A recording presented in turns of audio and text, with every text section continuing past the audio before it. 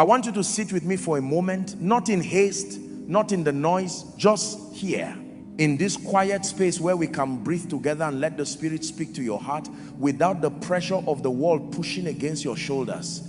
You know, I've been thinking lately about something that has gripped my soul, something that I believe the Lord wants to whisper to you today. It's about what happens when you make one decision, one quiet, intentional decision that changes everything. And that decision is simply this: to focus on God instead of people. But before I say anything more, I want to acknowledge where you might be right now. Maybe you've been waiting for something for so long that the waiting has become heavier than the thing you're waiting for. Maybe you've been trying to please everyone, to earn approval, to fit into someone else's vision for your life, and your soul is exhausted. Maybe you've looked around and seen others moving forward, getting recognized, getting celebrated, and you've wondered, am I invisible? Does anyone see my effort? Does anyone care? And in those moments, the enemy whispers a lie. If you could just get the right person to notice you, if you could just say the right thing, if you could just be impressive enough, articulate enough, connected enough, then things will change. But I'm here to tell you something that might sound counterintuitive at first, something that might even seem backwards in a world obsessed with networking, visibility, and human approval.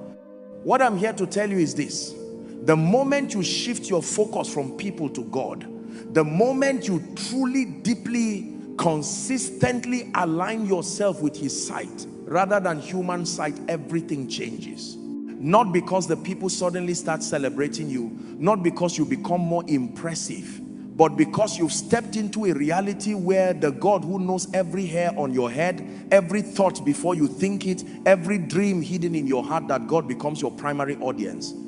And let me tell you something: when God becomes your focus, His resources become your provision, His timing becomes your peace, His purpose becomes your path. This isn't theory, this isn't wishful thinking. This is the pattern of God's kingdom written throughout Scripture. This is the testimony of every person who ever made the shift from human approval to divine alignment. So I want to invite you right now to take a deep breath, to set down the burden of performing for people, to step out of the exhausting race of proving yourself, and to ask yourself a simple question: what if everything I've been waiting for, everything I've been striving for, everything my soul has been longing for, what if it's been waiting for me to make this one shift? What if God has been standing here all along saying, look to me, trust me, watch what I'll do? That's what I want to explore with you today. Understanding the shift from external approval to internal alignment. Let me begin by painting you a picture of human nature, and I want you to recognize yourself in it. We are, by our very design, relational beings. God made us to connect, to be seen, to belong. This is beautiful and good, but here's what happens. Over time, something subtle shifts. The need to be seen becomes the need to be affirmed. The desire to connect becomes desperation to prove our worth through someone else's validation. We start managing ourselves around other people's expectations. We modulate our voice, our dreams, our very personality based on who we're standing in front of. We become shapeshifters, constantly recalibrating ourselves based on the approval meter in our minds. And I'm telling you, this is one of the most spiritually exhausting places a person can live. But there's something that happens, something quietly miraculous, when you pull your focus away from that mirror of human judgment and turn it toward God. Think about a tree for a moment. A tree doesn't grow because the person walking past it approves of its growth. A tree doesn't flourish because someone noticed its branches or celebrated its leaves. A tree grows because it's rooted in soil, it's drawing from water, it's responding to the sun. The tree is focused on its source, not on its audience. And as a result of that focus, something naturally happens. People stop to admire the tree. Do you see the paradox?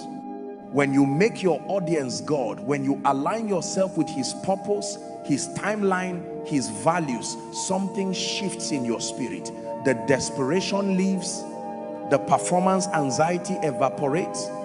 The need for constant external validation begins to fade, and in its place, something deeper settles in. Confidence rooted in identity, not in applause. Because here's what I want you to understand. When you are focused on God, you are no longer focused on the scale of your life. You are not measuring success by how many people know your name or how many opportunities knock on your door. You're measuring faithfulness. You're measuring alignment. You're measuring whether you're doing what God asked you to do, regardless of who's watching. And do you know what that does? It frees you. It frees you to take risks that God is calling you to take without worrying if they'll be understood. It frees you to wait for God's timing without getting bitter about the delay. It frees you to be yourself, your whole authentic unrehearsed self, because you are not performing for a jury anymore. I want to talk about something that I think is crucial for understanding this principle: the law of spiritual seasons. In nature, we understand seasons intuitively. We don't get angry at winter because it's winter. We don't resent the seed in the ground for not being a tree yet. We understand that there's a process, there's a time for everything, there's a rhythm to growth. But somehow in our spiritual lives, we become impatient. We want the harvest before the growing season is complete. We want the promotion before the preparation is done. And when it doesn't come, we start looking around to see if we can rush it somehow. Maybe if I know the right person, maybe if I look more impressive, maybe if I position myself differently. But the law of spiritual seasons doesn't change based on our impatience. A seed is still a seed. It still needs to be buried in darkness before it can sprout. It still needs time underground before it pushes through the soil. It still needs to break through resistance before it can reach toward the sun. And here's the beautiful part: all of that is hidden. No one sees the seed in the ground. No one applauds the root system. No one celebrates the underground work. But without that invisible season, there is no harvest. When you shift your focus to God, you make peace with the invisible seasons. You begin to trust that even when no one is watching, God is watching. Even when no one is applauding your process, God is building something. Even when you feel unseen and unnoticed, the God who sees you is actively working on your behalf. This is not a passive stance. Let me be clear about that. This isn't about spiritualizing laziness or pretending that effort doesn't matter. No. What I'm talking about is active trust combined with consistent obedience. You show up, you do the work, you take the steps God is showing you, you cultivate your gift, you refine your character, you grow in wisdom, but you do it for God, not for people. You do it because you sense His direction, not because you are chasing someone's approval. And this changes everything about how you walk, how you create, how you build, and how you relate to the process. Let me tell you what I've observed over the years. The most peaceful, most grounded, most genuinely impactful people I know are those who have learned to focus on God instead of people. Not because they don't care about people, they absolutely do, but because their caring doesn't depend on whether those people validate them. Their work doesn't depend on whether those people notice them. Their identity doesn't depend on whether those people affirm them. They've graduated into a higher school of faith where God's approval is enough, where God's vision is enough, where God's timing is enough. The principle of divine orchestration. Now, here's where this becomes breathtaking. Here's where you really start to understand why the message is. You won't believe what happened next. When you align yourself with God's focus, you step into a reality called divine orchestration. This is when God, who sees the past, present, and future all at once, begins to arrange circumstances, connections, opportunities, and doors in ways that are perfectly suited to your purpose. Think about a conductor leading an orchestra. The conductor isn't playing every instrument. The conductor isn't doing the playing. But the conductor is guiding, coordinating, and arranging the timing so that all the different instruments come together in perfect harmony. That's what God does when you give Him the primary focus of your life. You're walking in your lane, you're being faithful in your sphere. but God is orchestrating the bigger picture. God is arranging the connections. God is preparing the soil. God is opening doors you didn't even know existed.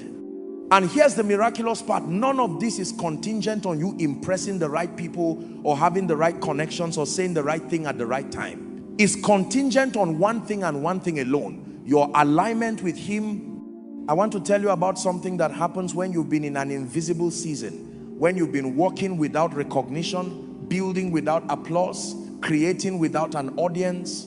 What happens is that when God finally brings you into the visible season, you're different. You're not drunk on the applause. You're not dependent on the validation. You're not paranoid about losing people's approval. You've already been approved by the God who matters most. And the paradox, the absolute paradox, is that people seem to sense this. They seem to recognize something different about a person who is rooted in God's approval rather than dependent on human approval. There's an authenticity, there's a groundedness, there's a freedom that draws people toward you. So when you shift your focus to God, something unexpected often happens. You become more appealing to people, not because you are trying to be, but because desperation has left you, because pretense has evaporated, because you are finally free to be yourself. The power of consistency over visibility. Let me talk about something that I think is crucial in our current cultural moment, where visibility is currency and attention is the economy. We've been trained to believe that visibility equals value, that if your work is seen by many, it's good. If it's seen by few, it's insignificant. But this is a lie, and I want to disrupt it gently but firmly. God values consistency far more than visibility. A mother who wakes up in the dark to pray for her children, no one sees this, but it has eternal consequence. A man who goes to a job that doesn't make him famous, does it with integrity and provides for his family, no one celebrates this, but it's kingdom work. A woman who tends her gifts in private, refines her craft when no one is watching, and grows in character in obscurity. This doesn't trend on social media, but is being prepared for divine purpose. What God is after is not your visibility. What God is after is your faithfulness. He wants to know that you'll do the right thing, whether anyone applauds or not. He wants to know that you'll be consistent when the motivation of human approval is removed. He wants to know that you love the work because it's the work, not because it makes you look good. And here's what's extraordinary. When God finds that in you, he can trust you with more. He can elevate you. He can give you influence. He can expand your platform. But he can only do this safely if he knows you won't be corrupted by it. And the only way he knows you won't be corrupted by visibility and influence is if he sees you were faithful in invisibility. This is not just spiritual philosophy. This is the pattern throughout scripture. This is the testimony of every person God used mightily. Moses spent 40 years in the wilderness tending sheep. David spent years in obscurity, playing his harp before King Saul. Joseph spent years in prison, falsely accused and forgotten. Jesus spent 30 years in a small town before his 3-year public ministry began. None of them got to skip the invisible season. None of them got to fast forward to the famous part. But when they emerged transformed. They emerged unshakable. They emerged useful. What happens when you stop performing for people? I want to paint you a picture of what actually starts to shift internally when you make this decision to focus on God instead of people. First, your motivation transforms. Suddenly you're not working to impress. You're working because God asked you to. And there's a different quality of energy in work done for God than work done for applause. The work becomes deeper. It becomes more excellent. It becomes more authentic because you're not cutting corners to save face. You're not performing mediocrity. You're not managing your image. You're pursuing excellence because God deserves excellence and because your integrity demands it. Second, your resilience increases exponentially. When your sense of self-worth is based on what people think, you become fragile. One criticism cuts deep. One rejection wounds you. One person's disapproval starts to reshape how you see yourself. But when your sense of self-worth is rooted in God's love and God's design, you develop a different kind of strength. You can receive feedback without it destabilizing you. You can face rejection without it redefining you. You can handle criticism without it becoming your identity. Third, your discernment sharpens. When you are focused on people, you're reading faces, you're monitoring reactions, you're trying to figure out what people want from you so you can deliver it. But when you're focused on God, you are listening to the Spirit, you're discerning His voice. And this clarity about what God wants becomes far more valuable than any clarity about what people want. Fourth, your peace settles in. This is perhaps the most noticeable shift, because the work of people pleasing is never finished. There's always another person to impress. There's always another opinion to consider. There's always another image to manage. But the work of God alignment is peaceful. You know what God asked. You're doing it and you can rest in that. The paradox of decrease and increase. I want to introduce you to something that Jesus taught that absolutely revolutionized my understanding of how God's kingdom works. He said something that sounds completely backwards to the human ear. Unless a grain of wheat falls into the ground and dies, it remains alone. But if it dies, it produces much grain.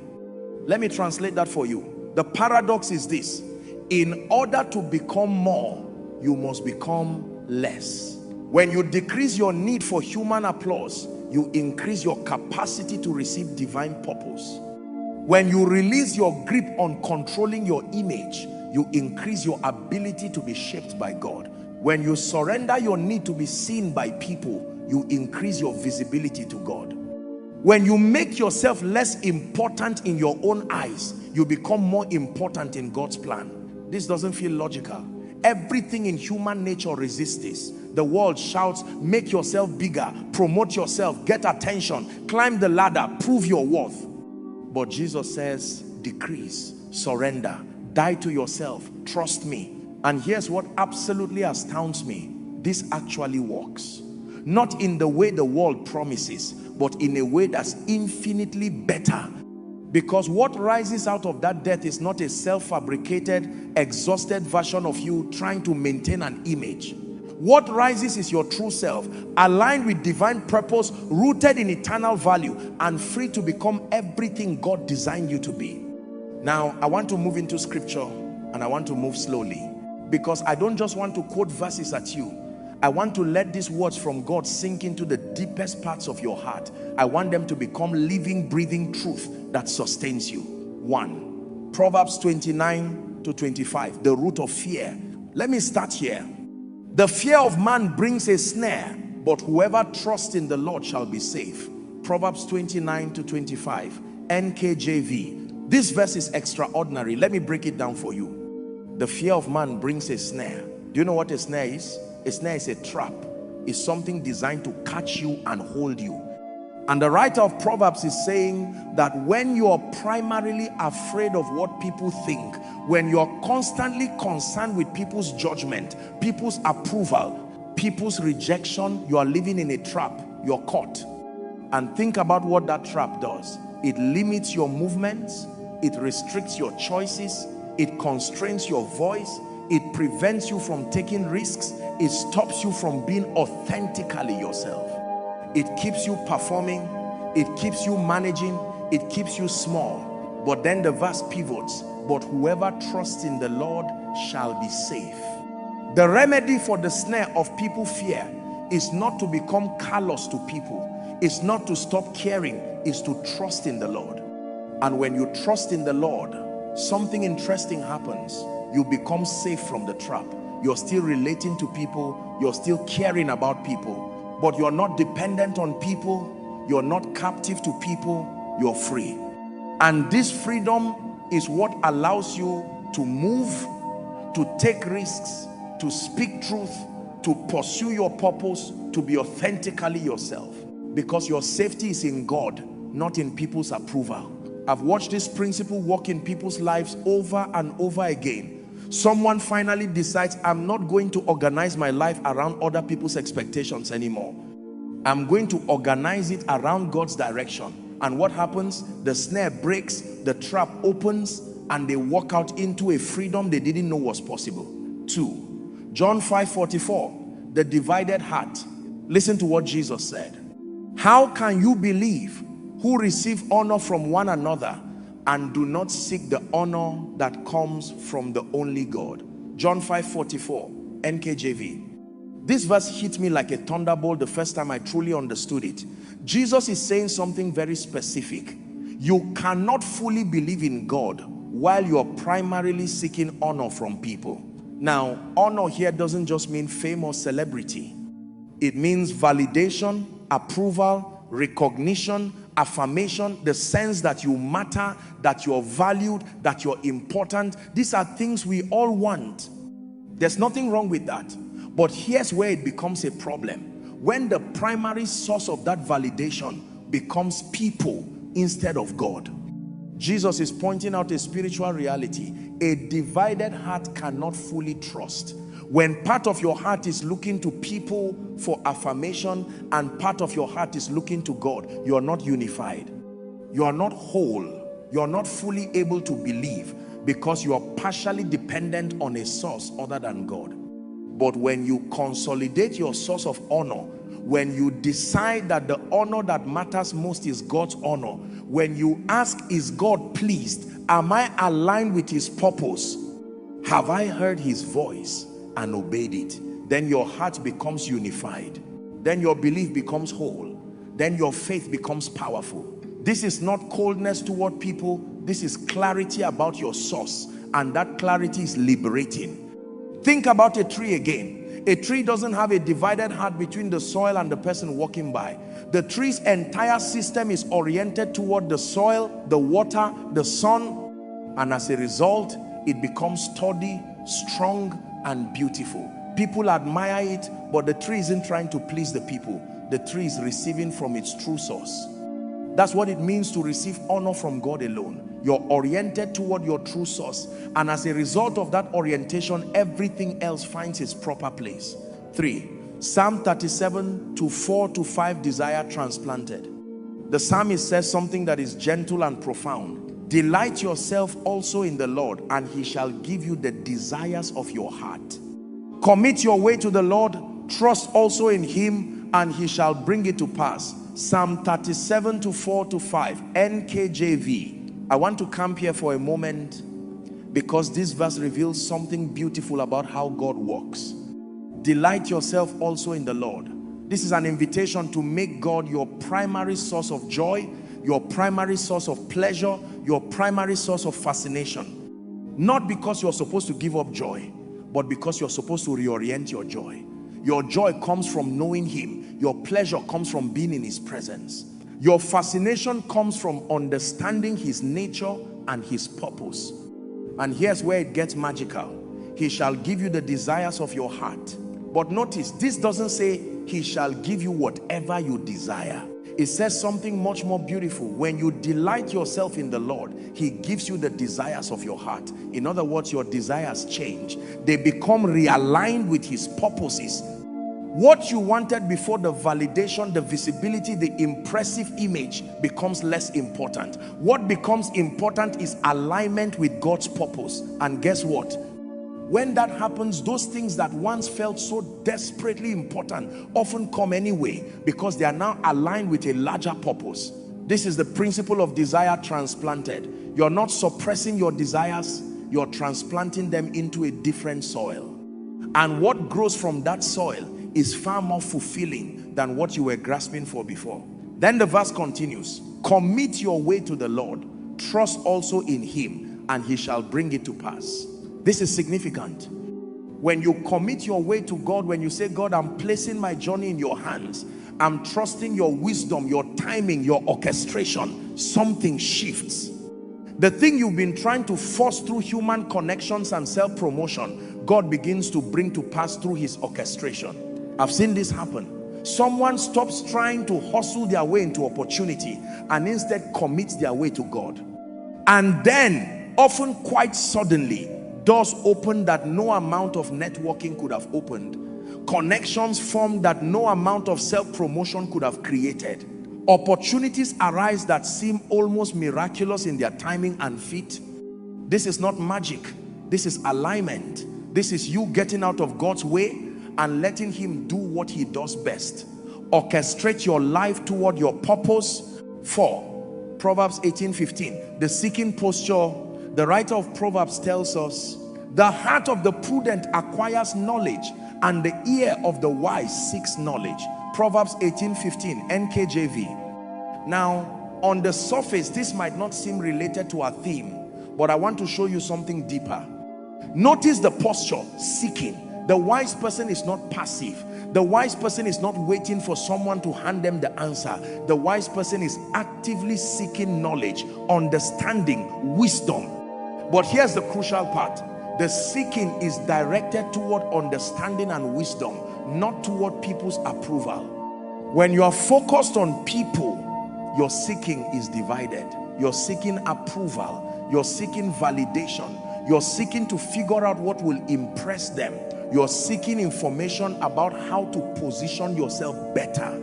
But when you are focused on God, your seeking becomes consolidated. You're seeking God's wisdom. You're seeking to understand his character. You're seeking to know his will. You're seeking to grow in spiritual maturity and understanding. And this changes the kind of knowledge you acquire. You're acquiring knowledge that serves your deepest purpose, not knowledge that serves your image management. The prudent heart, in other words, is a heart that knows where to direct its seeking. And that heart becomes increasingly wise, increasingly discerning, increasingly able to navigate life with clarity and peace. 5. Matthew 6:33. The reorganized priority. Jesus said something that became the organizing principle of my entire spiritual life. But seek first the kingdom of God and his righteousness, and all these things shall be added to you. Matthew 6:33, NKJV. This is the ultimate reordering. Jesus is not saying don't care about provision, don't care about needs, don't care about your life. He's saying seek first God's kingdom and his righteousness. And all these other things, provision, guidance, opportunity, everything else you need will be added. But notice the word first. Jesus is not asking for your divided attention. He's asking for primary focus. He's asking for the ordering of your priorities to center on God's kingdom and God's righteousness above everything else. This is revolutionary because it means your primary question is not what will make me successful in people's eyes. Your primary question becomes, what does God's kingdom look like? How does righteousness manifest in this situation? What would honoring God look like here? And as you organize your entire approach to life around that question, something beautiful happens.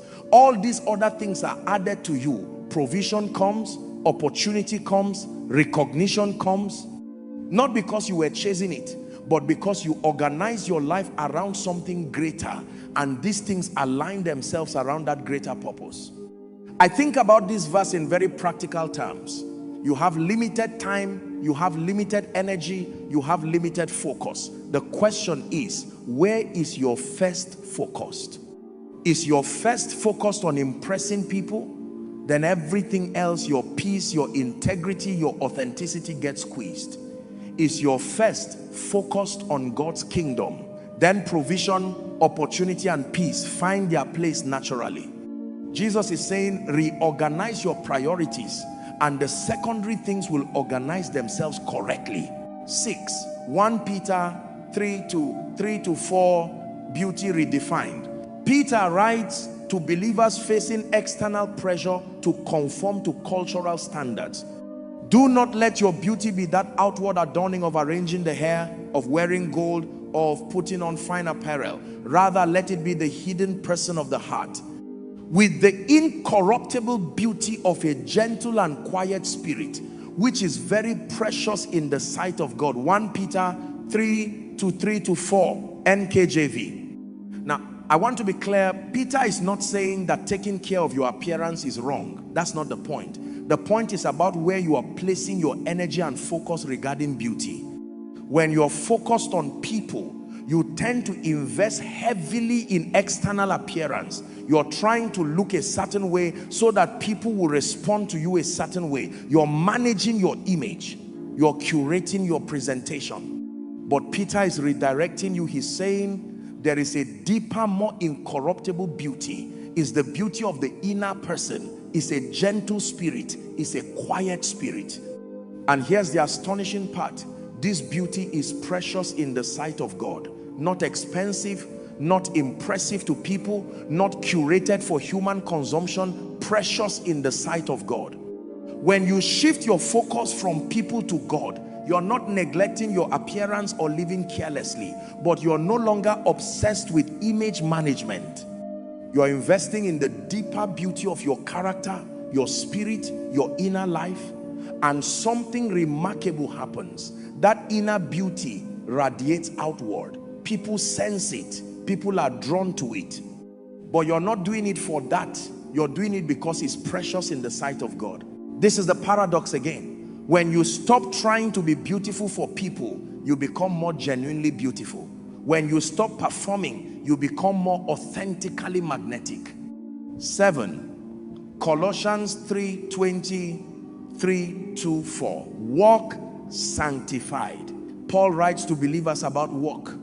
And whatever you do, do it heartily as to the Lord and not to men, knowing that from the Lord you will receive the reward of the inheritance. For you serve the Lord Christ. Colossians 3:23-4, NKJV.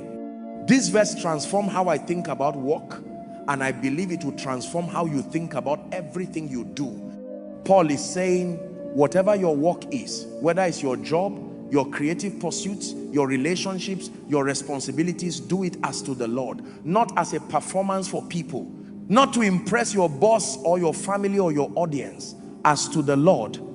And notice what this changes. When you're doing something as to the Lord, your standard changes. The Lord requires excellence, yes, but the Lord also requires integrity, authenticity, rest, compassion. The Lord's measure of success is not the same as the world's measure. The Lord cares about your heart, your growth, your obedience, not just the external outcome. Then Paul adds something crucial. Knowing that from the Lord you will receive the reward of the inheritance. In other words, your actual reward, not the immediate applause, not the visible recognition, but your true reward comes from the Lord. This removes the desperation to make your work impressive in human eyes, because you know that the one whose approval actually matters, the Lord, is the one who will ultimately reward you. I've found that this principle frees people to do their best work, because you're not working with divided attention. You're not looking over your shoulder to see if someone is noticing. You're focused on doing excellent work as to the Lord. And paradoxically, that often results in work that is actually more impressive to people, not because you were trying to impress them, but because you were pursuing excellence for a higher reason.